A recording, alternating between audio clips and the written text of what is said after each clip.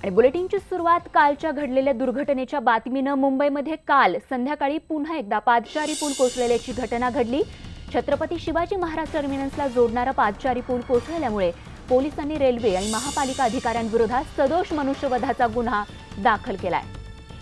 तर भारतीय दंड विधानातील कलम 304 अंतर्गत हा गुन्हा दाखल करण्यात आलाय. सीएसएमटी स्टेशन बाहेर 7:30 वाजताच्या दरम्यान हा पादचारी पुलाचा भाग कोसळून ही दुर्दैवी घटना घडली.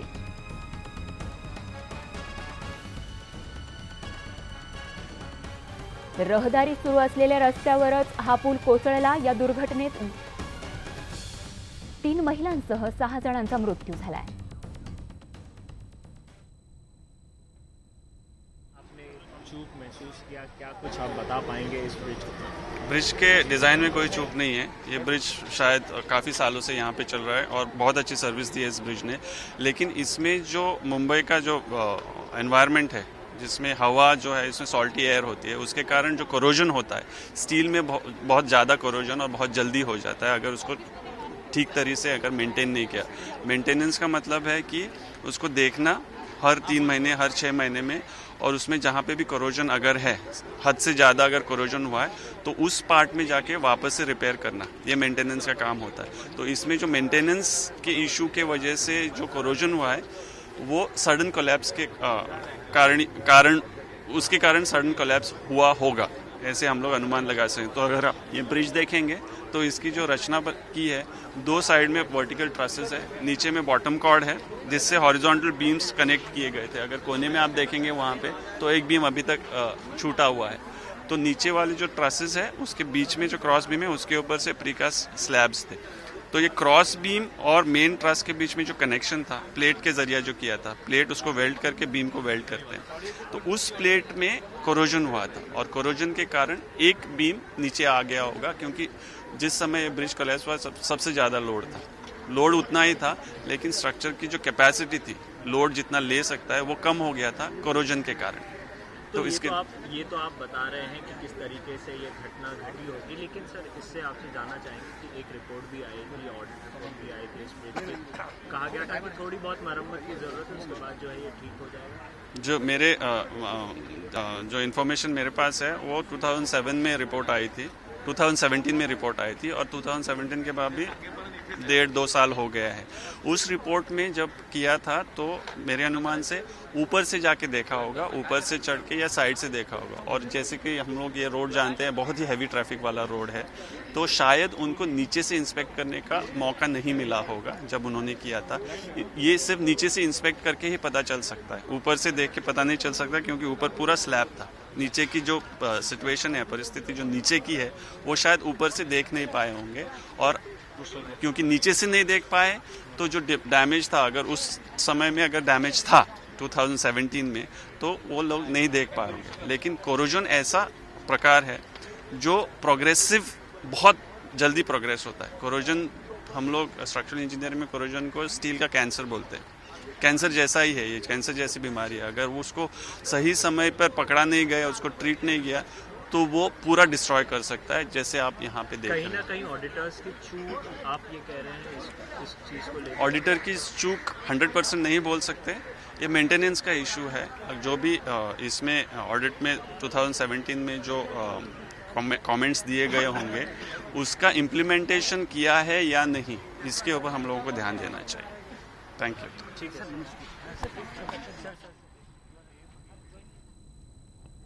थेट जाऊयात घटनास्थळी, ज्या ठिकाणी ही दुर्घटना काल घडली होती. अक्षय कुडकेलवर आमचे प्रतिनिधी आपल्या सोबत आहेत. अक्षय, घटनास्थळावरून या क्षणाचे काय अपडेट?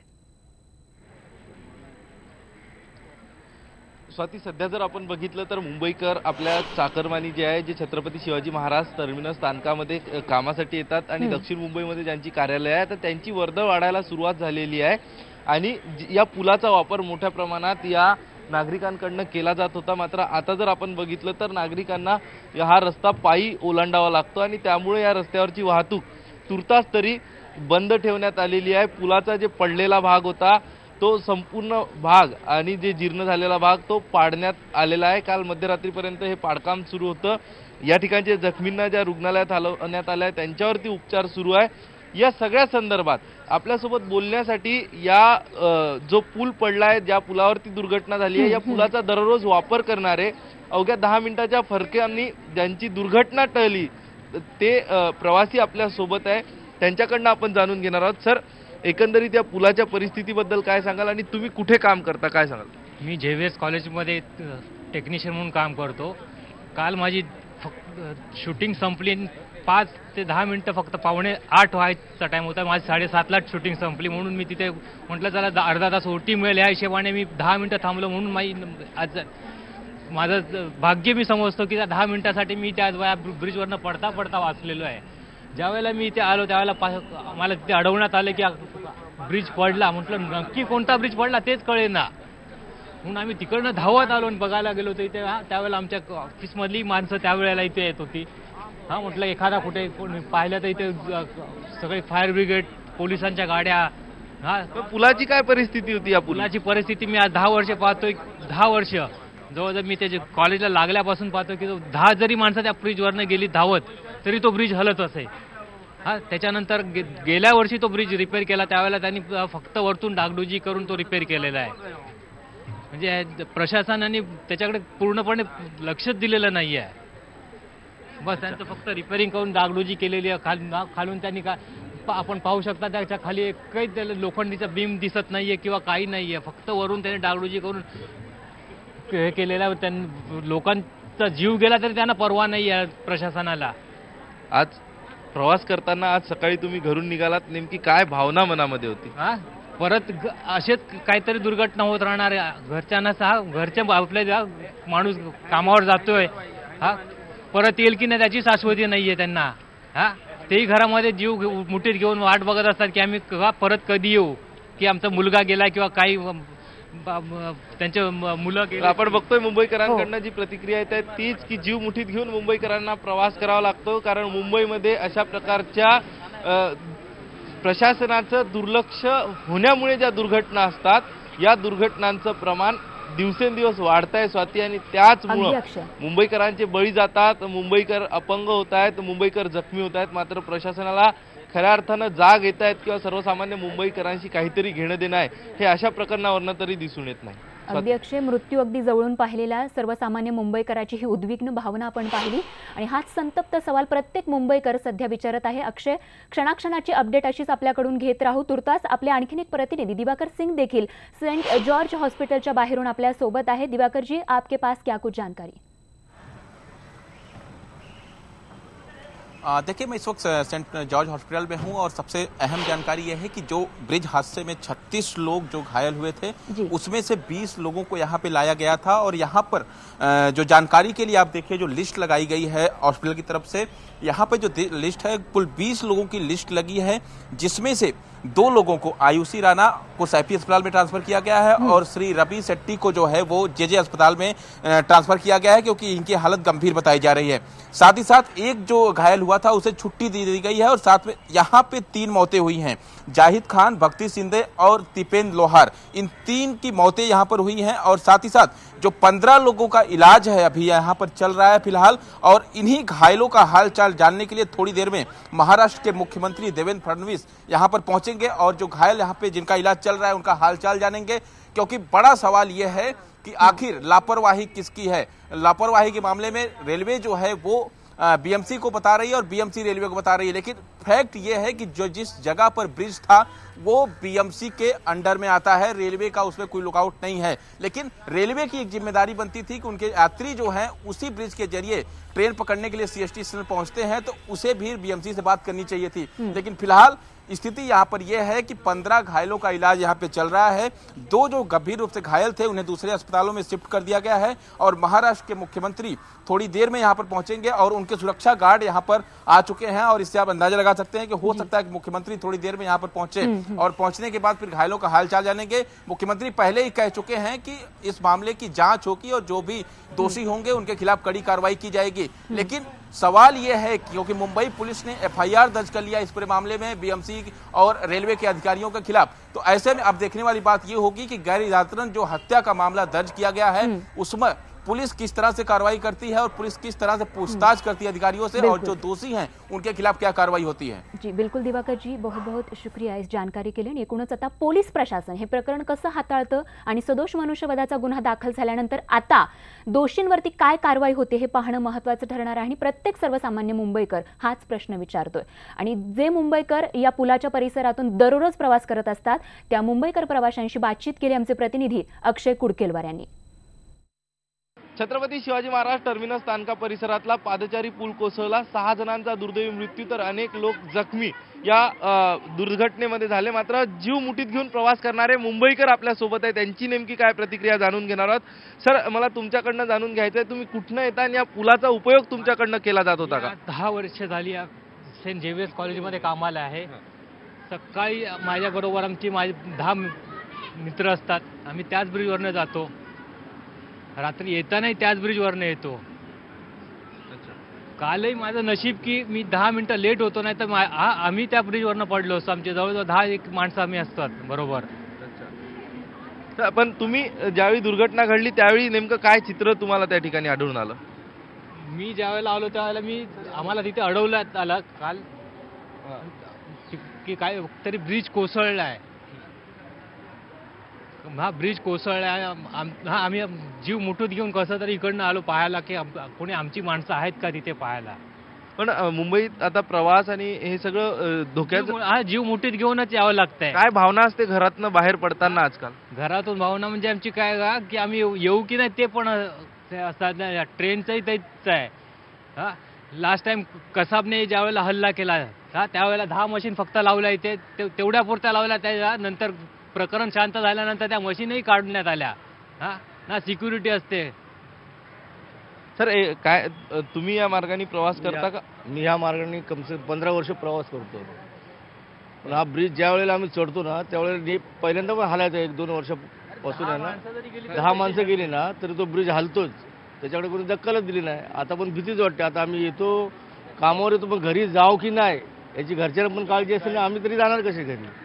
ब्रिजच्या आता खालून जायला पण भीती वाटते, काम नौकरी करणार कशी आम्ही लोक? सर, आप मुझे बताओ, आप ये ब्रिज से सफर करते हो? हां, करतो आहे, तरी केव्हा केव्हा येतो, पण कसं आहे आता मुंबईमध्ये यायला थोडंसं भीती वाटतंय। सर, एक काय प्रतिक्रिया द्याल? म्हणतो सर, आता हेरिटेज स्टेशन आपण हे केलं आहे, BMCचं ऑफिस 2 मिनिटाच्या बाजूला, मग ऑथॉरिटी करते काय? ऑथॉरिटीजने रिस्पॉन्सिबिलिटी घेतली पाहिजे ना। आता हे लोक दोघं ऑथॉरिटीज हातवर करणार, हां पण जबाबदार कोण? 6 प्रवाशांचा जीव जातो, याला जबाबदार कोण? आणि आपण बघतो नेहमी जबाबदारी ढकलली जाते, चौकशी लावली जाते, गुन्हे दाखल केले जातात। तुम्हाला जाणवतं का याला जबाबदार कोण आणि काय कारवाई यांच्यावर केली पाहिजे? कारवाई तर झालीच पाहिजे यांच्यावर, कारण 6 जीव गेलेत आणि किती 31 इंज्युअर्ड झालेत, तर कारवाई तर डेफिनेटली झाली पाहिजे। CM साहेबांनी एक लक्ष दिलं पाहिजे, कारण या दरवेळेस म्हणजे समजा ऑडिट तुम्ही करताय, तर ऑडिट केल्यानंतर अशी परिस्थिती। तुम्ही कधी या पुलाचा वापर केला होता? मी पूर्वी करत होतो, पण आता मी थोडे पुढे असल्यामुळे हां। तर आपण बघतो या ठिकाणी नागरिकांच्या संतप्त प्रतिक्रिया, अनेक लोकांकडनं या पुलाचा उपयोग केला जात होता, मात्र आज पूल बंद असल्यानं संपूर्ण मुंबईकरांना या ठिकाणी पायी चालत जावं लागतंय आणि हा रस्ता पायी ओलांडावा लागतो आणि याचमुळं आता वाहतुकीवर परिणाम होणार आहे। मात्र सर्वात मोठा परिणाम जर झाला असेल तर ते मुंबईकरांच्या मनोधैर्यावरती कुठेतरी परिणाम झाला आहे आणि मुंबईकरांना आता जीव मुठीत घेऊन या मुंबईमधनं प्रवास करावा लागतोय। व्हिडिओ जर्नलिस्ट उमेश गोविलकरसह अक्षय कुडकेलवार, न्यूज 18 लोकमत, मुंबई। तर काल घडलेल्या दुर्दैवी दुर्घटनेत जे जखमी झाले होते त्यांना GT हॉस्पिटलमध्ये देखील दाखल करण्यात आलेले आहे। GT हॉस्पिटल परिसरातून आशीष सिंह आमचे प्रतिनिधी आपल्या सोबत आहे। आशीष जी, जो जख्मी हैं उनकी हालत क्या है? हॉस्पिटल प्रशासन की तरफ से क्या कुछ जानकारी आपके पास?